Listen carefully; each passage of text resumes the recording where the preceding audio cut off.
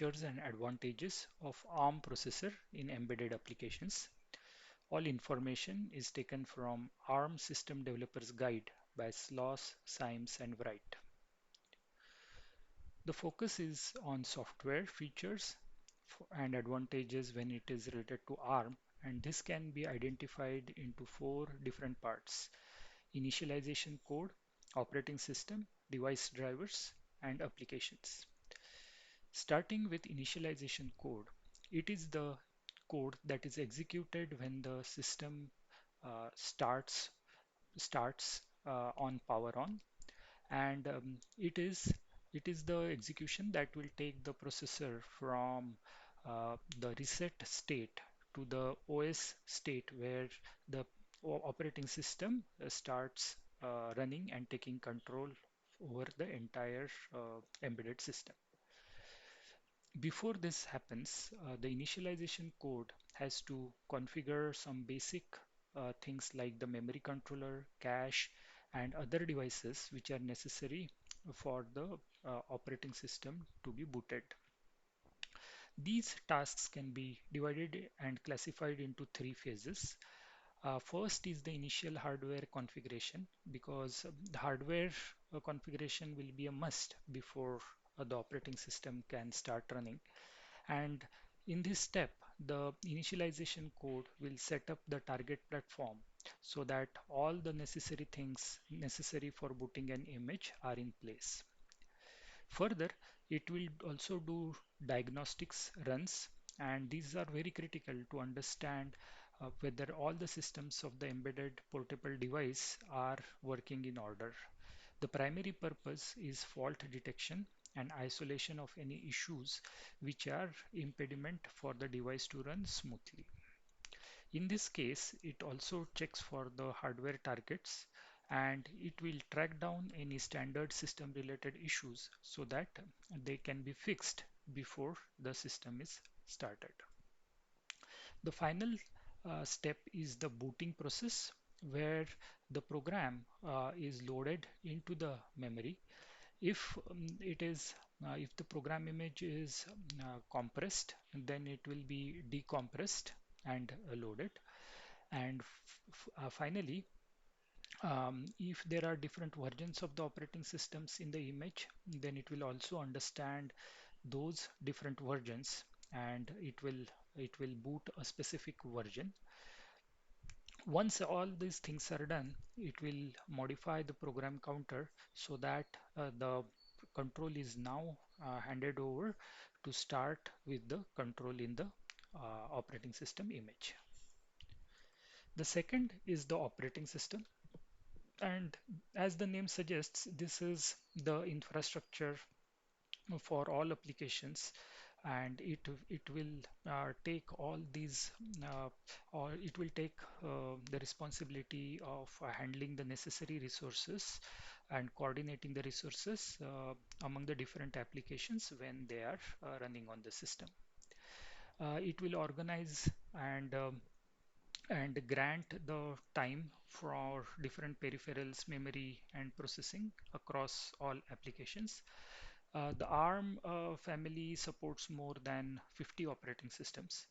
The operating systems can be broadly categorized into two parts. One is the real-time operating system, and the primary condition to be fulfilled in real-time operating systems or RTOS is that it has to give guaranteed response to uh, the events. So different operating systems have different type of control over the response time. But if the application has a hard real-time requirement, then it is a must that a guaranteed response within the time limit has to be offered by the operating systems. Because of these stringent requirements, usually RTOS do not have any secondary or slow storage, and this is the first category. The second category is more of the general operating systems that we see on our PC or on our mobiles. And Linux is one of the examples from which many of these operating systems are derived. It can be said to be a soft real-time application, which will give a reasonable response time.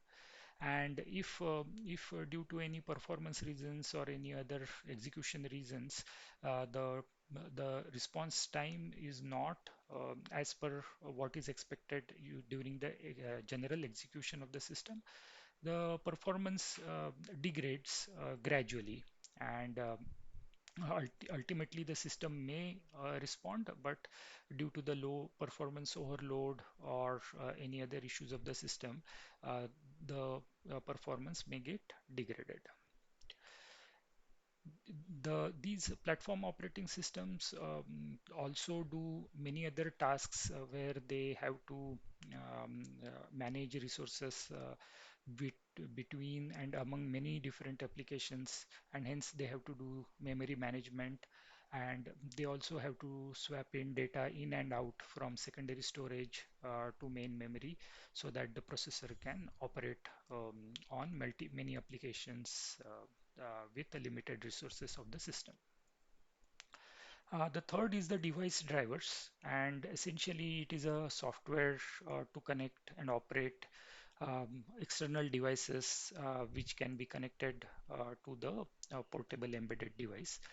The devices that will be running with along with the portable embedded device, these could be hardware devices, or also those could be some software applications and layers for which the software device drivers are installed so that they can emulate the particular device functionality, and the device drivers will fulfill those functions. The implementation of the device drivers itself is as per the published interfaces, and these interfaces are defined by the ARM processor, and the behavior according to these interfaces as applicable to the specific device is implemented in the device driver. Finally, the fourth part is the application, and these are the broad set of software implementations which are executing on the embedded device for some logical execution and goal. Usually these are implemented in a high-level programming language because they have a lot more support in the operating systems, so that the development of these applications is much more easy. Also, the operating system makes available interfaces like the application program interface, which are the interfaces to the system, very well documented along with example codes that the developers can use to write the applications. The operating system also makes available tools and other libraries which are very, very helpful for the developer to develop the applications.